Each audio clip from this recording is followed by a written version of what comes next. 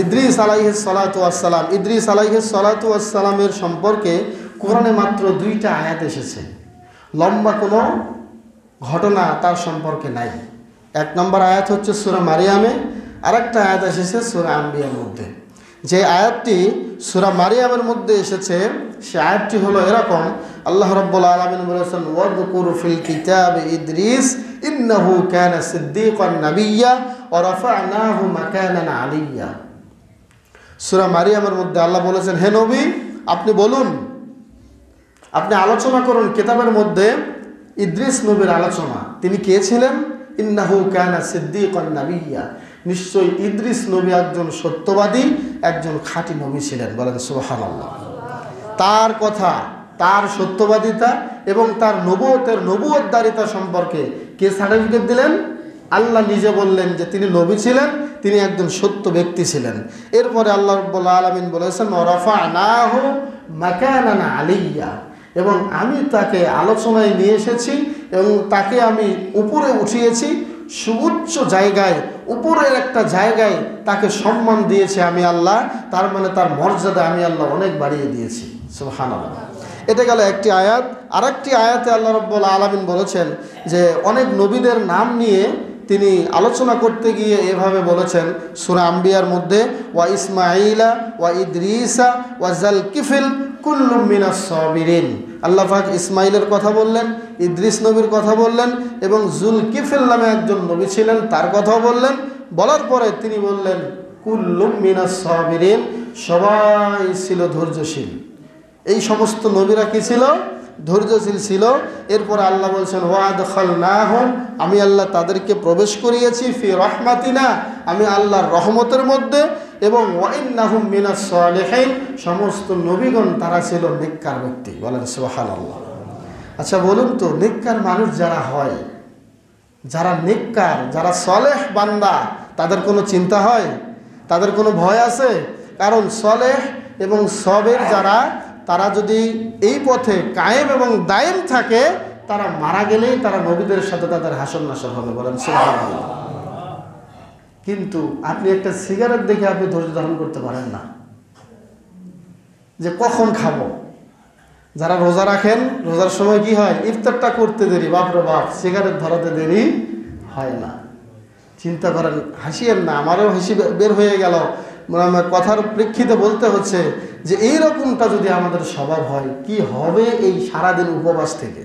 এটা তো রোজা হলো না, এটা তো সারাদিন উপবাস হলো। আপনি হয়তো বা জানেন না, একটা টান সিগারেট খাইলে বিগত 40 দিনের নামাজ আপনার শেষ। আর একটা বেদাত করলে আগামী দিনের ইবাদত তো আটকে যায়, যতক্ষণ আপনি এই বেদাত না ছাড়বেন, পূর্বের সব আমল আল্লাহ নষ্ট করে দেবেন।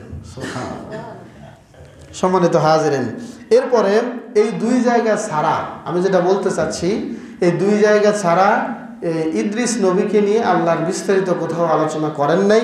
শুধুমাত্র আরেকটা জায়গায় এসেছে, সুনানে নাসাইতে এসেছে যে বিশ্বনবী ওই যে মেরাজের যখন ঘটনা বর্ণনা করতেছিলেন, তখন তিনি যখন 4র্থ আসমানে গেলেন, 4র্থ আসমানে যাওয়ার পরে তিনি দেখলেন সেখানে ইদ্রিস আলাইহিস সালাতু ওয়াস সালাম।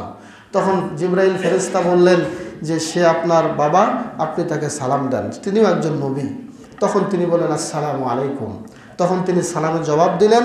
সালামের জবাব দিয়ে তিনি এভাবে বলছেন যে সুম্মা আতাইতু আস-সামা আর-রাবিয়া, আমি 4র্থ আসমানে আসলাম। ফাইজা হুয়া ফিস সামাআতির রাবিয়াতে ইদ্রিস আলাইহিস সালাম। 4র্থ আসমানে গিয়ে আমি ইদ্রিস নবীকে দেখতে পেলাম। তখন ফাসাল্লামতু আলাইহি, আমিও তাকে সালাম দিলাম, তিনিও আমার সালামের জবাব দিলেন। এরপরে বললেন ফাকালা মারহাবান বিকা বিআখিন ওয়া নবী, হে আমার প্রিয় ভাই, তোমাকে সুস্বাগতম এবং তুমি একজন সত্য নবী। এই 3 জায়গা, 2টা কোরআনের আয়াত আর এই সুনানে নাসাইর বর্ণনাটা ছাড়া ইদ্রিস নবীর ঘটনা আর সেভাবে কোথাও পাওয়া যায় না। তবে বেশি কোথাও আলোচনা পাওয়া না গেলেও কিছু ইসরায়েলি বর্ণনা পাওয়া যায়।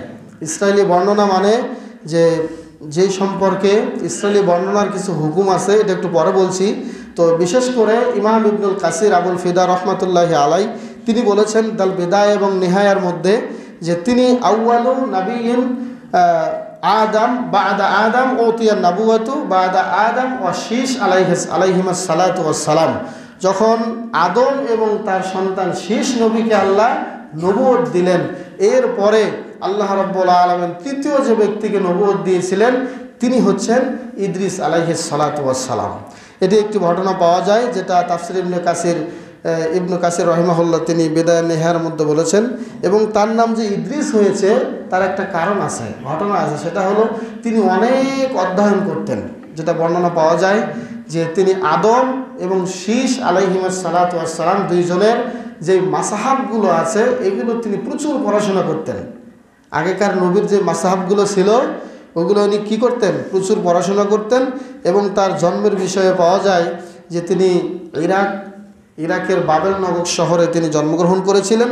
পরে তিনি মিশরে গিয়েছেন, মিশরে যেয়ে মানুষকে তাওহীদের দিকে ডেকেছেন এবং এই মিশরেই তার মাধ্যমেই এই যে মিশর এখন আমরা দেখি, এই মিশরে ইদ্রিস আলাইহিস সালাতু ওয়াস সালামের মাধ্যমেই আল্লাহ ইসলামটা ছড়িয়ে দিয়েছেন। বলেন সুবহানাল্লাহ।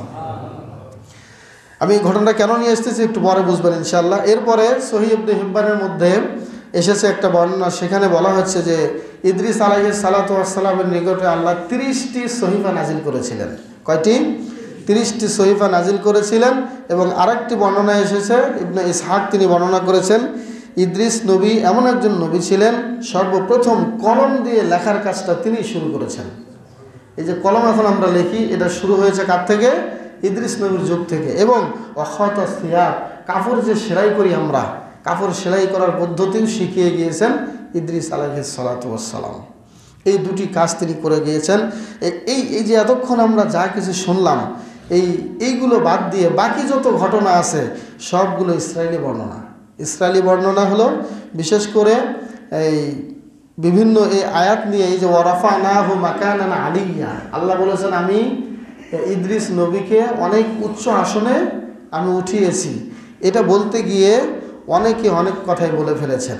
এবং উদাহরণস্বরূপ কেউ বলেছেন যে আল্লাহ রাব্বুল আলামিন ঈসা নবীকে যেভাবে এই আসমান থেকে ফেরেশতা পাঠিয়ে উঠিয়ে নিয়েছেন, ঠিক ইদ্রিস নবীকেও আল্লাহ এভাবে উঠিয়ে নিয়েছেন। ও আমাতাহুল্লাহুল জান্নাহ, আল্লাহ পাক তাকে জান্নাতে মৃত্যুদান করেছেন। এরকম কিছু ঘটনা, কিন্তু এগুলো কোরআন এবং হাদিসে স্পষ্ট কিছু পাওয়া যায় না, এগুলো ইসরায়েলি বর্ণনা। তবে মনে রাখবেন, যখনই আপনারা ইসরায়েলি বর্ণনা কোনো আলোচকের মুখে শুনবেন সেই ক্ষেত্রে আমাদেরকে 3টি ফর্মুলা ফলো করতে হবে, যেটা ইবনে কাসির বলেছেন। 3টি ফর্মুলার মধ্যে প্রথম যেই নিয়ম সেটি হলো, যে কোনো ঘটনা বর্ণনা করা হচ্ছে, একজন বক্তা একজন খতিব আলোচনা করলেন, করার পরে যদি দেখা যায় যে কোরআন সুন্নায় এই ঘটনার কোনো প্রমাণ নাই, কোরআনেও নাই হাদিসেও নাই, এমন কোনো ঘটনা যদি আপনারা পান যে কোরআন হাদিসে নাই, তখন সেটাকে একদম নিঃশর্তভাবে এটাকে রিজেক্ট করতে হবে, এটাকে প্রত্যাখ্যান করতে হবে। এগুলো আমরা মানব না। আর দ্বিতীয় হুকুম হচ্ছে, কোরআন হাদিসে যদি এই ঘটনার সাথে ইসরায়েলি কোনো ঘটনার সাথে কোরআনের ঘটনার আংশিক মিল থাকে, কিছু মিল আছে কিছু মিল নাই, অথবা পুরোটাই মিল আছে, তখন সেই ক্ষেত্রে সেটা বিশ্বাসযোগ্য, ওই ইসরায়েলি ঘটনাকে বর্ণনা করা যাবে এবং আমল করা যাবে। বলেন সুবহানাল্লাহ। এটা গেল 2 নম্বর মানে কি বলে 2 নম্বর অধ্যায়। তৃতীয় অধ্যায় সেটা হলো ইসরায়েলি কোনো বর্ণনার ব্যাপারে যদি কোরআন হাদিসে হ্যাঁও না থাকে নাও না থাকে, তার মানে এমন একটা ঘটনা আমরা শুনতেছি এটা হাদিসেও স্পষ্ট কিছু পাওয়া যাচ্ছে না, কোরআনেও কিছু পাওয়া যাচ্ছে না, সেই ব্যাপারে এই ইসরায়েলি বর্ণনাটা করা যাবে যদি কোনো এক্সট্রা কোনো অ্যাডিশনাল তথ্য পাওয়া যায় যে মানুষকে শিক্ষা দেওয়ার জন্য। সেই ক্ষেত্রে এটা হাদিসেও পাওয়া যাচ্ছে না, কোরআনেও পাওয়া যাচ্ছে না, কিন্তু এই ঘটনার মধ্যে আমাদের জন্য শিক্ষা আছে। সেই ক্ষেত্রে আল্লাহ নবী বলেছেন, ওয়াহাদ্দিসু আন বানি ইসরাইল ওয়ালা হারাজ, তোমরা বানি ইসরায়েলের ঘটনা বর্ণনা করো, কোনো সমস্যা নেই, কিন্তু মনে রেখো এমন কোনো ঘটনা বর্ণনা করা যাবে না যে ঘটনা বর্ণনা করতে গিয়ে আমার দিকে খেতাব করা হবে, অথচ আমি সেটা বলি নাই, ঠিকানা সরাসরি জাহান্নাম। অতএব ইসরায়েলি বর্ণনাগুলো এভাবে আমাদেরকে বর্ণনা করতে হবে। এই জন্য আল্লাহ নবী বলেছেন, লা তুসাদ্দিকু আহলাল কিতাবি ওয়ালা তুকাযযিবুহুম, ইহুদি নাসারাদের কোনো ঘটনাকে তোমরা সত্যও বলো না মিথ্যাও বলো না, বরং তোমরা বলো আমান্না বিল্লাহ, আমরা সেগুলোর প্রতি ঈমান আনলাম, ওমা উনজিলা ইলাইনা ওমা উনজিলা ইলাইকুম, আমাদের কাছে যা নাজিল হয়েছে তোমাদের কাছে যা নাজিল হয়েছে এগুলো আমরা মানলাম। সম্মানিত হাজিরিন, রইসুল মুফাসসিরিন ছিল যিনি আব্দুল্লাহ ইবনে আব্বাস, তিনি অনেক ইহুদিদের কাছে যেতেন, অনেক ইহুদিদের কাছে যেতেন। কেন যেতেন? ইসরায়েলি কিছু ঘটনা তিনি কালেকশন করার জন্য, যে অমুক ইহুদির কাছে গিয়ে দেখি কোনো ইসরায়েলি ঘটনা, বানি ইসরায়েলের কোনো কাহিনী পাওয়া যায় কিনা, এরকম কিছু ঘটনা নেওয়ার জন্য তিনি বিভিন্ন ইহুদি এবং নাসারাদের কাছে যেতেন এবং তিনি বিভিন্ন দিক থেকে এগুলো তাফসীর করেছেন তার তাফসীর ইবনে কাসিরের মধ্যে, এবং বিভিন্ন স্থানে এই ঘটনাগুলো জায়গা পেয়েছে। সম্মানিত হাজিরিন, তাহলে আমরা যে কোনো ঘটনা শোনার পরে আমরা এটাকে জাস্টিফাই করব, সঠিকটা হলে আমরা সঠিকটা মেনে নেব। তাহলে তার জীবনী থেকে আমি আপনাদেরকে দু একটি কথা বলবো। সেটি হলো, তিনি এমন নবী ছিলেন, সর্বপ্রথম তার থেকেই কলম দিয়ে লেখা শুরু হলো, এবং এই যে কলম দিয়ে লেখা এবং ভালো কিছু লেখা, কলমের কাজ তার জীবন থেকে শুরু হলো। এটা হলো 1 নম্বর শিক্ষা। 2 নম্বর শিক্ষা হলো, তিনি অনেক জ্ঞান অনুরাগী ছিলেন, অনেক শিক্ষানুরাগী ছিলেন, এবং সাথে সাথে তিনি আদম এবং শীষ দুইজন নবীর সহিফাগুলো তিনি পাঠ করতেন। এবং কোরআনের প্রথম বাণী কিন্তু পড়ো। কোরআনের প্রথম বাণী কি বলেন তো? পড়ো। তার মানে বেশি বেশি আমাদেরকে কি করতে হবে? অধ্যয়ন করতে হবে, জানতে হবে, আমল করতে হবে। যদি সেটা বাংলাও পান, বাংলাও পড়ার চেষ্টা করবেন ইনশাআল্লাহ। তবে আরেকটি জীবনে তার ইচ্ছা ছিল, সেটি হলো তিনি বুদ্ধিভিত্তিক কিছু চর্চা তিনি করেছেন, যেটা তার যুগ থেকে শুরু হয়েছে। এবং এই যুগে যখন আমরা দেখি, বিশেষ করে সেই ঐতিহাসিক কিছু চিত্র কিন্তু আমরা এখন মিশরেই দেখতে পাই। কথা বলেন ঠিক কিনা? যত বুদ্ধিভিত্তিক এবং সেই সময়ের কিছু মানে এমন কিছু জিনিস, আসবাবপত্র, যেগুলো আপনি মক্কাতে পাবেন না, মদিনাতে পাবেন না, এগুলো এখন পাবেন কোথায়? মিশরে আর তুরস্কে। তুরস্কে বেশি আছে, কিন্তু মিশরেও আছে। তো উনি এমন একটা মানুষ ছিলেন, উনি বুদ্ধিভিত্তিক কিছু চর্চা, জ্ঞান কিছু তিনি দিয়ে গিয়েছেন ওই সময়ের মানুষদেরকে। তারা সুন্দর করে সেগুলো যত্ন করে রেখে দিত। এবং সাথে সাথে কাপড় সেলাই করার যে কাজ, তিনি অনেক কর্মঠ ছিলেন, এটাও আমরা বুঝতে পারি। এবং কাপড় সেলাই করার সুন্নাত তার থেকে শুরু হয়েছে। পাশাপাশি তিনি অভাবনীয় একজন চিন্তাশীল মানুষ ছিলেন। তিনি সবসময় গবেষণা করতেন কিভাবে কৃষিকাজ করা যায়, কিভাবে মানুষকে ভালো কিছু শিক্ষা দেওয়া যায়। তো সম্মানিত হাজিরিন, আমি এই নবীর ঘটনাটা, এই ছোট্ট জীবনটা আপনাদের সামনে কেন নিয়ে আসলাম? তার কারণ হলো, আমরা মানুষ, তিনিও একজন মানুষ। তিনি কি নূরের তৈরি ছিলেন? নবীরা কিসের তৈরি বলেন তো? মাটির তৈরি। আদম থেকে নিয়ে মুহাম্মদুর রাসূলুল্লাহ সাল্লাল্লাহু আলাইহি ওয়াসাল্লাম সবাই ছিলেন মাটির মানুষ। কিন্তু তারা দুনিয়াতে আসবার পর সারা পৃথিবী যে যেখানে নাজিল হয়েছেন নবুয়্ হিসেবে, নবুয়তের দায়িত্ব পালন করার জন্য আসুক, আর রিসালাতের দায়িত্বই পালন করার জন্য আসুক, ওই এলাকাটা আলোয় আলোকিত হয়ে গিয়েছে।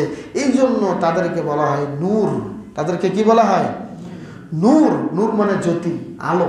কিন্তু তারা নূরের তৈরি নয়।